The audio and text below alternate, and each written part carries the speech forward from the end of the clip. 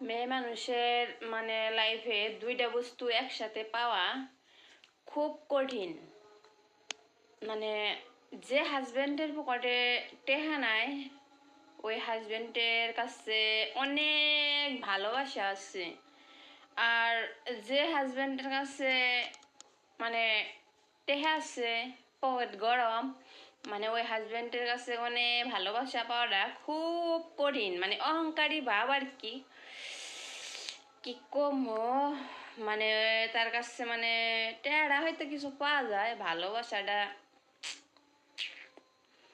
সেই জন্যে মেয়ে মানুষের ভাগ্যে এই দুইটা বস্তু একসাথে পাওয়া মানে খুবই কঠিন। এটাই হচ্ছে মেয়ে মানুষের লাইফ।